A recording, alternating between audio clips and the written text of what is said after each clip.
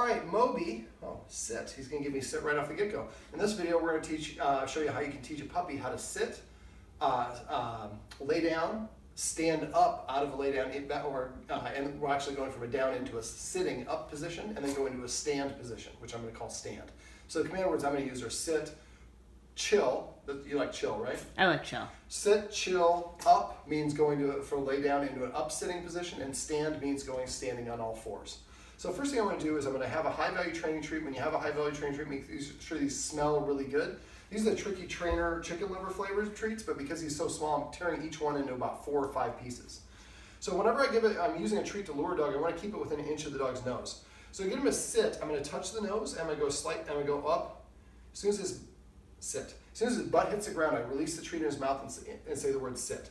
Then I took the next one to his nose and start licking it and go down. And if he pulls up, then bend away. That's not what I wanted. So now we're going to put him back into a sit first, and then go down. And I'm waiting for him to put his chest on the ground. Notice I'm not telling him the command over and over because he doesn't know what the command word is. You'll only use the command word once the dog is sufficiently doing it. Once his chest hits the ground, then I'm going to release the treat in his mouth and say the word C-H-I-L-L. It's getting closer and closer. Hard to tell something. Oh. So as soon as he does that, I bend it away. Make sure he sees that you bend away. If you pull away too fast, he won't see it. So he goes in, sit, go down. Now sometimes I'll do a zigzag, go back and forth like this. Sometimes I'll push, crash, or chill, excuse me. Sometimes you have to push, sometimes you have to pull. So you have to manipulate him a little bit. Now when he's down, right away I want to go in and up, so I'm just going to go up. So as soon as he's up and sitting, then I say up. Then I have one in my hand, and I start pulling away from him. Stand. As soon as he's got all 4 up, I say the word stand. So let's try him to do them again. Sit, sit. That one I said sit, I shouldn't have, but he knew it. So he's better at push. Chill.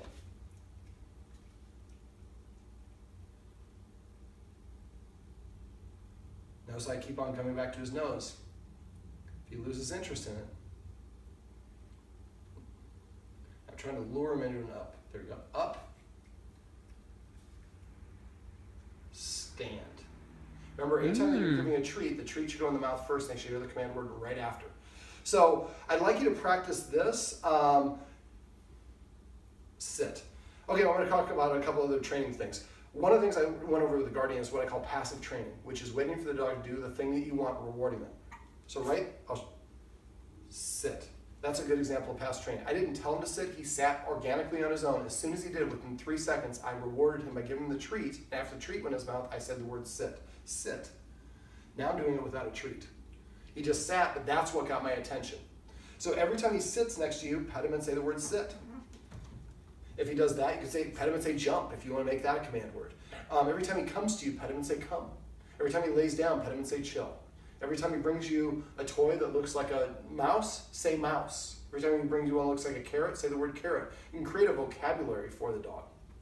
Now, this is a little bonus. One of the things I teach dogs to do is to leave a room. For dogs to be asked to leave, or the worst punishment for dogs to be excluded from the room or from the group. And so a lot of times, the only time we say that is the dog's under our foot, we're mad, we all step on the dog, we're like, out! They're just like, Jesus, what did I do? Teaching your dog to go out on command is really helpful. It's very easy. So I have a treat here. I'm going to toss it just right there. Out. I just toss it a couple feet outside the room and just say the word out when he touches it. That wasn't a good one. I didn't say out because he didn't put all 4 of his paws out. That was a bad toss on my end.